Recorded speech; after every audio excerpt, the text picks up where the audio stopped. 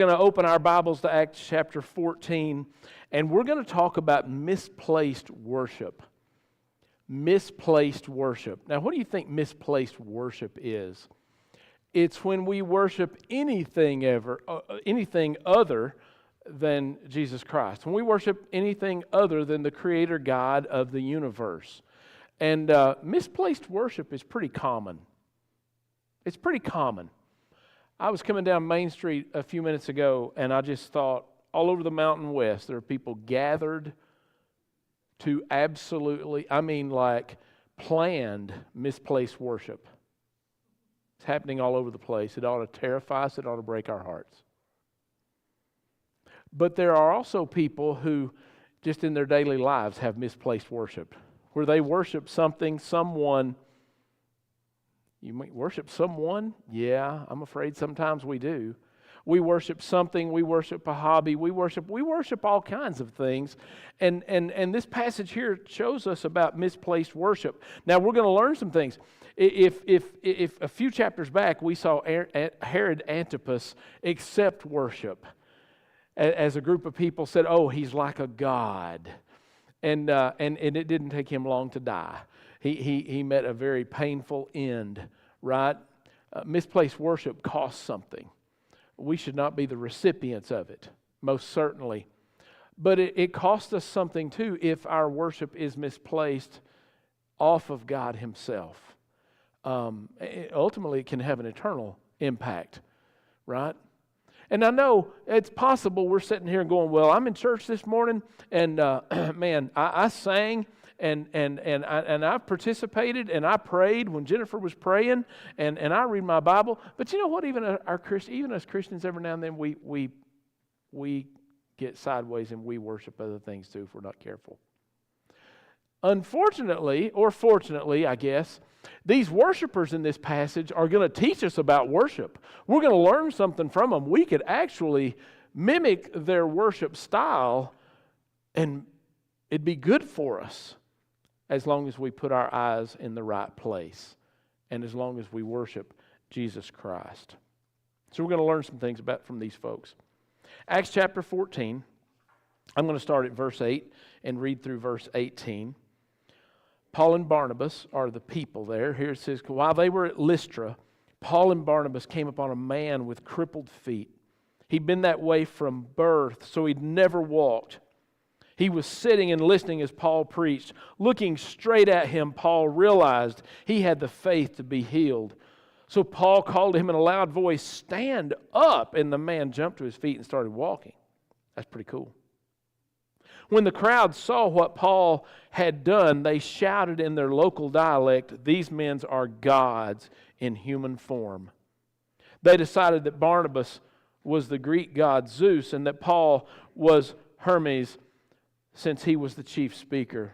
Now the temple of Zeus was located just outside the town, so the priest of the temple and the crowd brought bulls and wreaths of flowers to the town gates, and they prepared to offer sacrifices to the apostles. But when the apostles, Barnabas and Paul, heard what was happening, they tore their clothing in dismay and ran out among the people shouting, "Friends, why are you doing this? We are merely human beings just like you. We've come to bring you the good news that you should turn from these worthless things and turn to the living God who made heaven and earth, the sea, and everything in them. In the past, He permitted the nations to go their own way, but He never left them without evidence of Himself and His goodness. For instance, He sends rain and good crops and gives you food and joyful hearts." But even with these words, Paul and Barnabas could scarcely restrain the people from sacrificing to them. Verse 8 says they're in Lystra. Verse 8, I like it because Lystra was I've read in a couple of commentaries was a sleepy country town. Okay, we feel at home there. We'll be okay in Lystra, right? We're good with that. It had a very small military outpost, but otherwise Lystra was just not. There wasn't much to Lystra. Now, obviously, it had a temple to Zeus right outside the city. We read that in there as well. But as Paul and Barnabas were there and Paul was preaching, I like it when it says there that Paul, as he was preaching, Ron, I want you to think about this for a minute. Paul, as he was preaching, he saw someone right there in front of him, and he could tell that God was doing something in that person's life. Frank, sometimes when you're preaching, you can look out in a room and tell that God's working. Now you're all freaked out, right? You're all freaked out. I remember a lady one time, it wasn't in this room, but she was sitting right in the middle of the room, and man, the whole time I'm preaching, she's just like a train wreck, and I just like, this is awesome. God's working right there, man. She's going to get saved. There's going to be revival breakout. It's going to be wonderful. It's going to be great. And man, I was just preaching, and I wasn't making it easy. She's just crying, and I'm just looking at her like, yeah, right here. Here we go, buddy. And gave the invitation and nothing happened. Nobody moved. And I was like, let's do the invitation again. Something's going on right here. God's working in this person's life. Nothing. I prayed. We closed the service. And much like today at that service, there was some food afterwards, and I'd barely gotten to where I was going to get food, and somebody came up and said, that lady needs to talk to you. And I said, I bet she does. Yeah, God's working in her life. And I walked over and I said, man, what's God saying to you? And she just started crying. She goes, would you come plant a church like this in my town? And I started crying. God was working on her, but He was going to be working on me, and I didn't even know it. And I'm like, yes.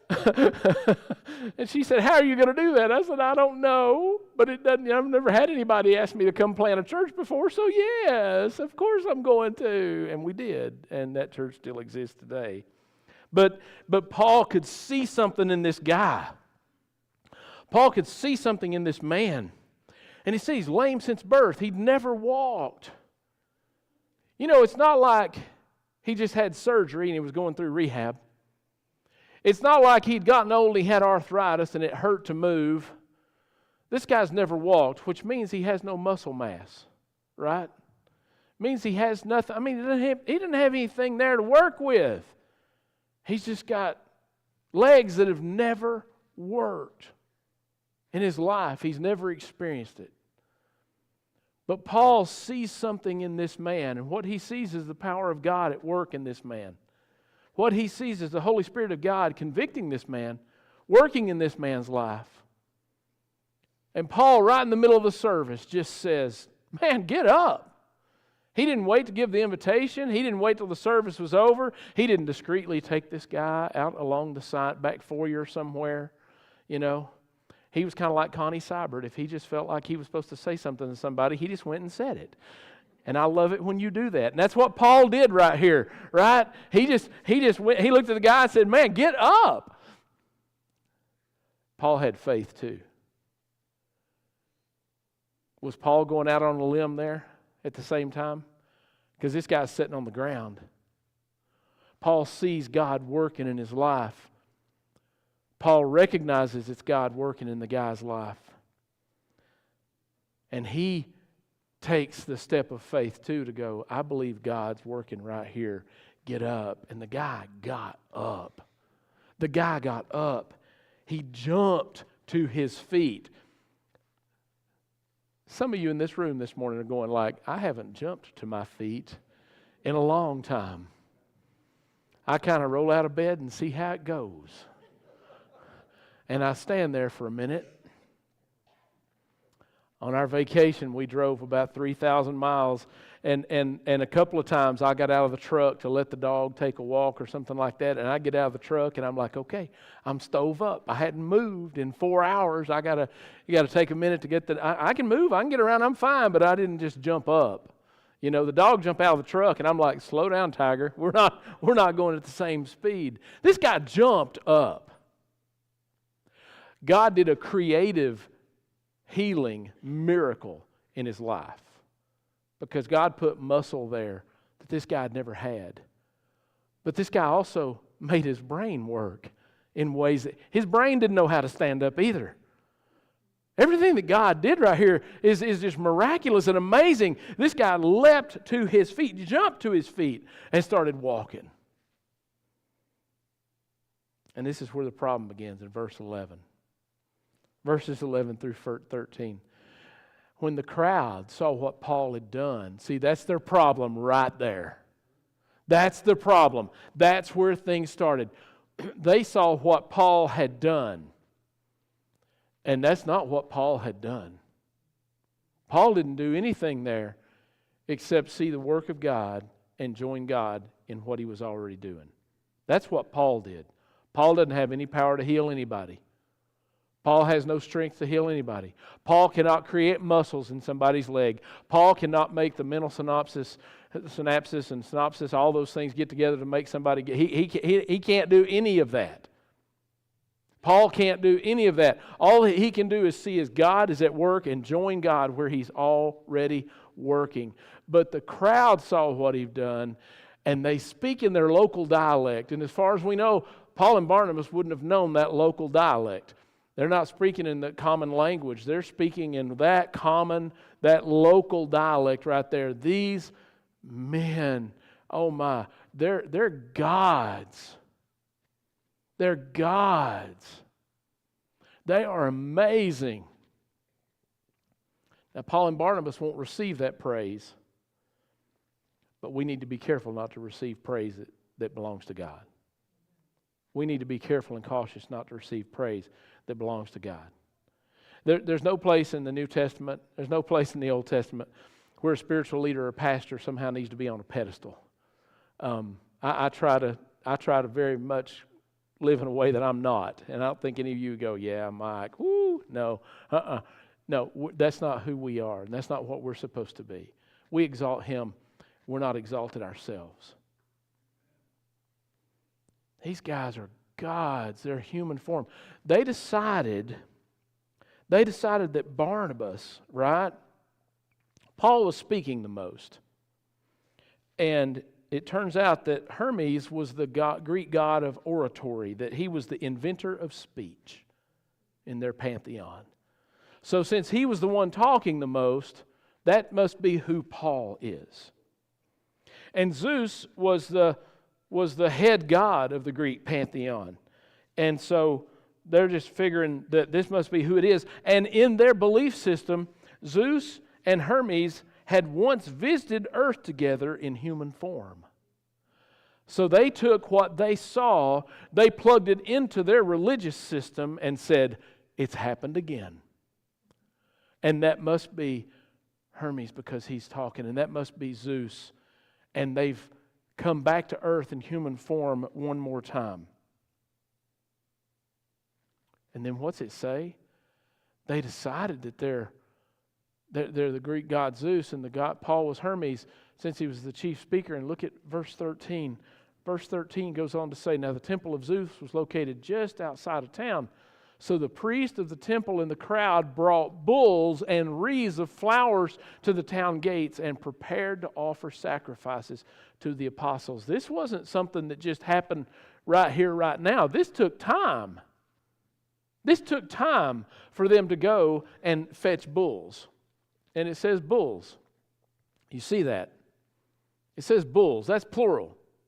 And the wreaths of flowers. In other words, they had prepared to worship in their religious system, and they had these bulls for sacrifice, and they're draped with wreaths and flowers, and they're going to sacrifice them to the glory of Paul and Barnabas. But it cost them something to do this. It cost them something to do this. It took them a while to do this. They had to prepare for this. And they went to a lot of work to do this. Jess, I'm guessing a bull then wasn't any cheaper in that economy than it would be today. You know, let's get something beside. No, they got the big stuff. They got the expensive stuff. And somewhere there were women probably making these wreaths of flowers. That was probably their job for this. And getting everything all ready to make those bulls look pretty as they came for a sacrifice. Language may have been a barrier. Verse 14, we see this next verse here as we're looking at it. When the apostles Barnabas and Paul heard what was happening, they tore their clothing. and dismay and ran out among the people shouting. We'll get to what they were shouting there in just a second. Tearing of the clothes was a dramatic thing, clearly.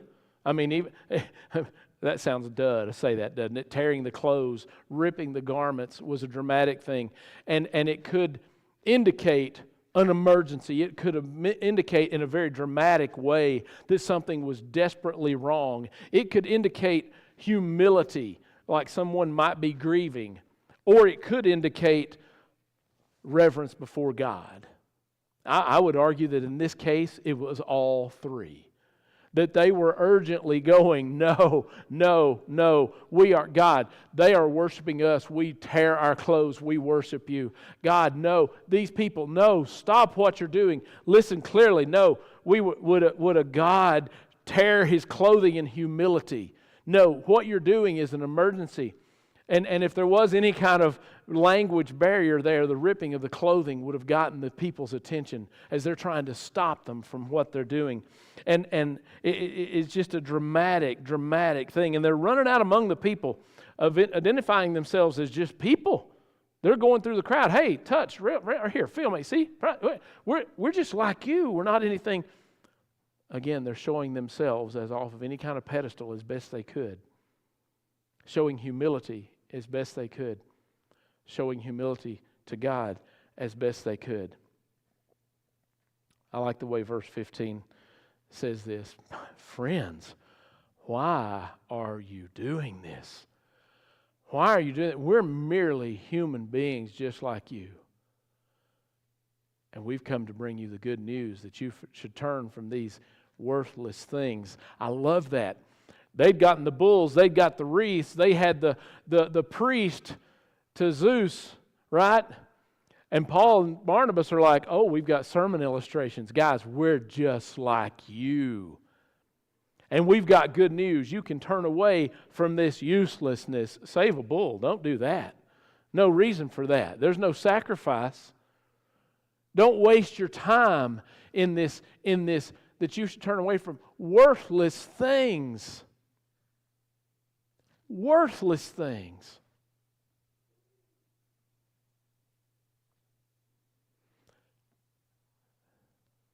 Is worthless too strong of a word? Well, I mean, they probably did good things. They're probably good people.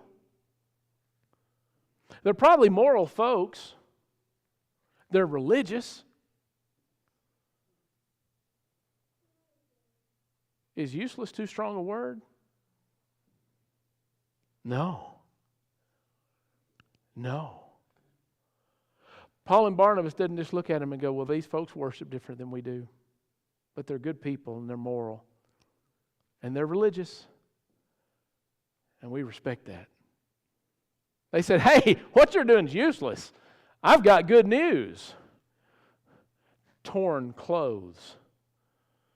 I've got good news. Humility. We've got good news. That you should turn away from this worthless and useless worship of yours to the living God who made heaven and earth, the sea, and everything in them. You're worshiping gods that invented speech. We're worshiping the God that created this universe. You're worshiping gods that you've made up. And you're worshiping.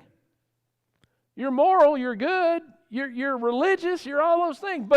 But not the God who made the heavens and the earth and the sea and everything in them. Whew. Verses 16 through 17, he goes on. Here's what he's done. Here's what he's done. In the past, he's permitted all the nations to go their own ways. He's a gracious God. He's given us choices. He's given us options. He's given us, and man, so many people have strayed so far. But he never left them without evidence of himself and his goodness. For instance, he sends you rain. Not that God that you worship for rain. He sends you rain. He sends you good crops. Not those gods of fertility that you have. if you think about the Greek pantheon, the God of all creation is one-stop shopping, right? You don't have to worship a God of fire. You don't have to worship a God of speech. You don't have to worship a God of good crops and fertility. You don't have to worship a God.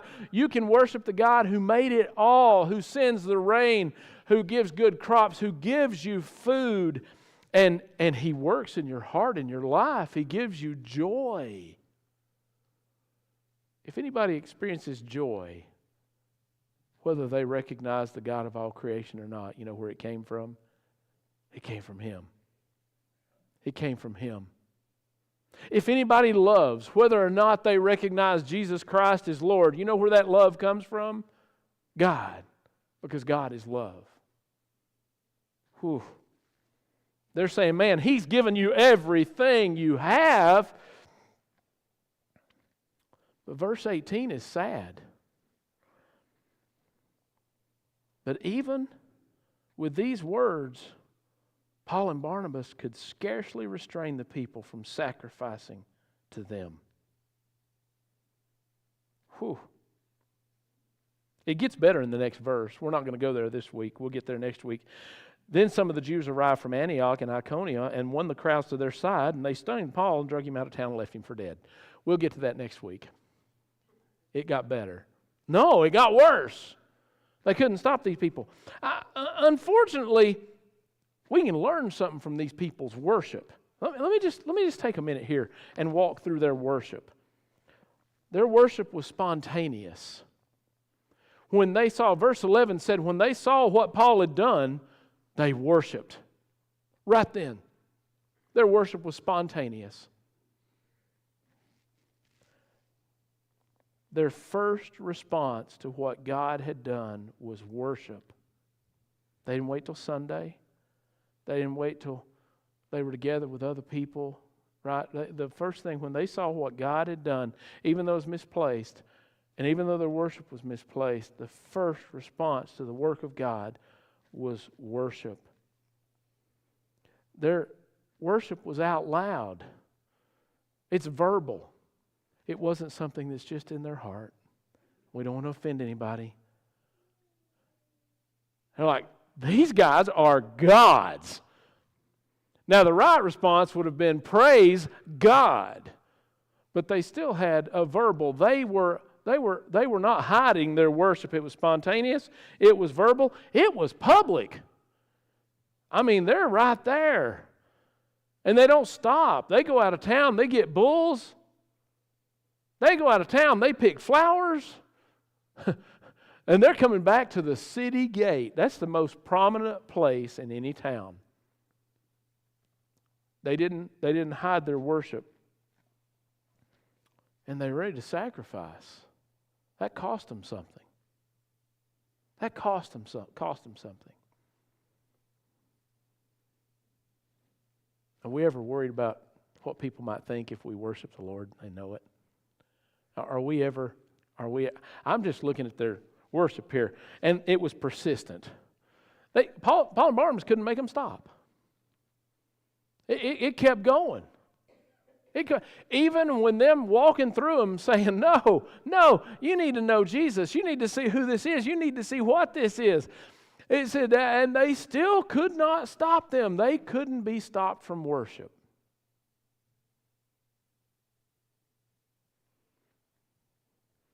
Does my worship of Jesus Christ look like that? Because that's convicting. These guys were doing it all right. Well, they were worshiping correctly, just misplaced. What if that worship had been attributed to the God of all creation? I wonder what would happen in that little town. If their worship had been rightly attributed to God, what do you suppose would have happened? I don't believe they'd have stoned Paul next week. I believe they'd have been in the middle of a revival if there was that kind of worship. So I kind of look at that and go, man,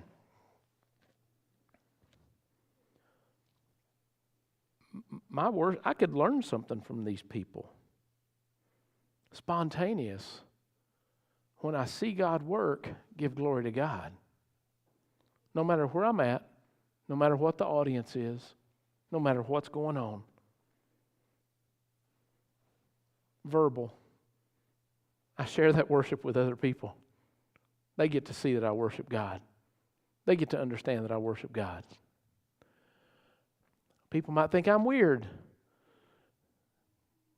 Can I just share something with you? This is gracious. A fair amount of the population already thinks you're weird. Did that bless anybody? You know?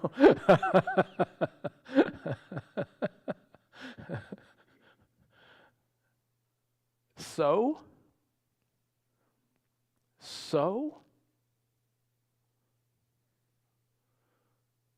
See, people might think I'm weird. People might think I'm different. We already do that. I mean, this guy down here likes to fish all the time. Isn't that weird? Some of you are going, yeah. Others of you are going, no. I took my vacation to simply go hunting in a faraway state. Why would you go that far to do that? You're weird. Yeah. Yeah, it was great. I spent 5 days in the woods and didn't talk to anybody. It was marvelous. Love y'all. But it was marvelous. That's weird. This person works for the government. Well, that's weird. Don't laugh harder. Don't laugh harder. You know what? We have hobbies, we have desires, we have things we like to do, we have things we don't like. I think it's weird if you don't like to hunt and fish. Which one's right? Neither. But if I worship God, somehow people will think I'm weird. They already do. Just for different stuff. So what if people think you're weird for loving Jesus? I'm pretty sure God's okay with that. I'm pretty sure He's all right with it. I'm just almost positive that He wants our worship all the time.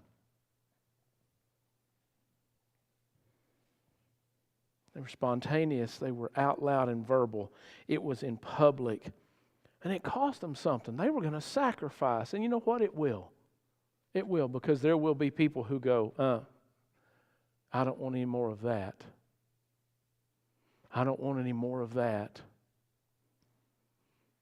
Stephen and I were talking this morning about a young lady who came here to church a few times several years ago, and she actually told somebody in the community we knew in common that pastor's way too charismatic. I can't go there.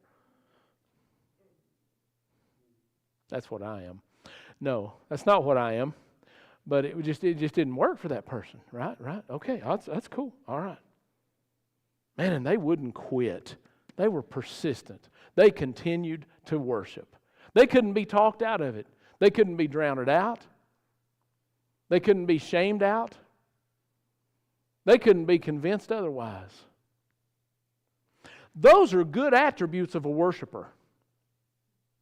They just misplaced their worship, that's all. But that looks like what I ought to be as a worshiper, like Paul and Barnabas, who knows this creator of the universe, who gives rain or snow and gives crops and gives us food and gives me joy, who I know even more died on a cross for me so that I could have a relationship with Him and live eternally with Him in heaven, to save me from the destruction, eternal destruction of hell.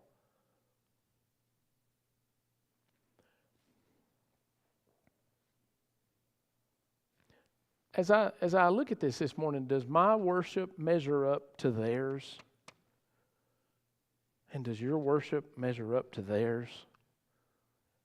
Because they set a good example. But it was misplaced. And again, we're surrounded by people. We're surrounded by people with misplaced worship. And we ought to be like Paul and Barnabas, man.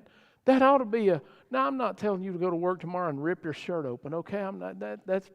you're weird at that point. You're just weird at that point. That's a different thing altogether. You are weird at that point. And HR will get a hold of you. You'll have some problems.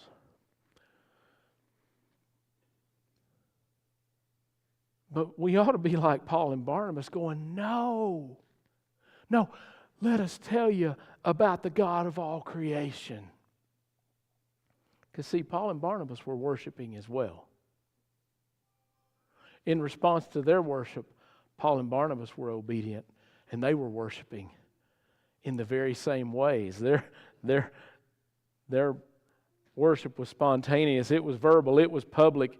A sacrifice, it's going to cost them something, because a week later, Paul's going to be laying in the street, drug out of town, thought he was dead. And persistent. That's pretty persistent.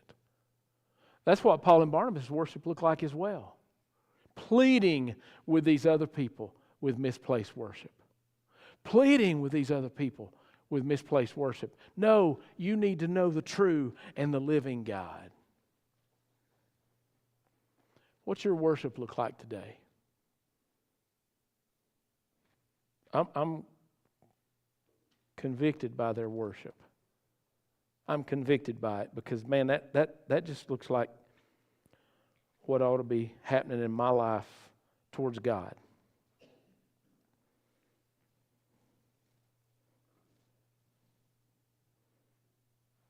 Spontaneous, verbal, public, sacrificial, and persistent. Can't be stopped.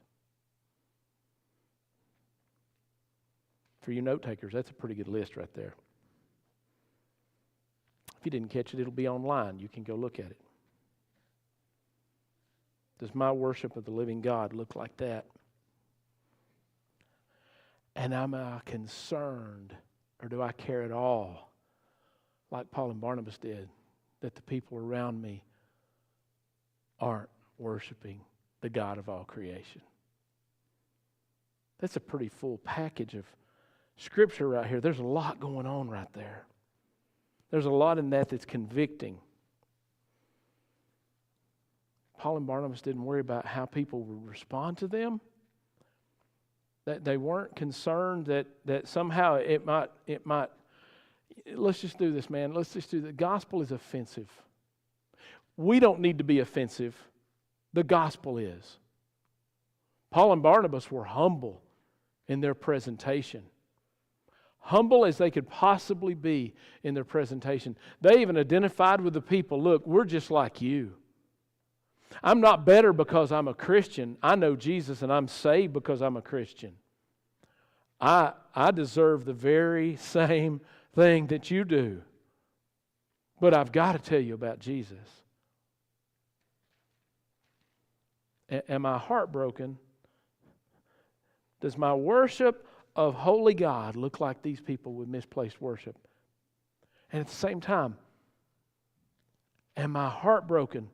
And do I see it as an emergency when the people around me have misplaced worship? And then we have to ask ourselves as well, 3 questions coming out of this. Am I misplacing my worship somewhere? Are there people or things or events in my life that I could say, well, boy, that list of worship, yeah, I do that, except it's not to Jesus, it's to this. Because that can happen among us Christians as well. We can worship things. We can worship stuff. We can worship people more than we worship the God of all creation in our own lives. What's your worship look like? I want you to bow your heads and close your eyes. Tyler's going to come up and he's going to play for a minute. We're going to have an opportunity to come forward, respond to an invitation this morning. And man, even in seeing this right here, even in hearing this right here, I did not just present bullet point by bullet point the gospel. But the reality is from Paul's message and what I did say, that there's an opportunity to have a relationship with Jesus Christ, to know Him. And if you don't have that relationship with Him today, man, the first step of obedience we have to Him, and the first worship we have of Him, is when we confess that we're sinners in need of this holy and righteous God, and that we need His forgiveness.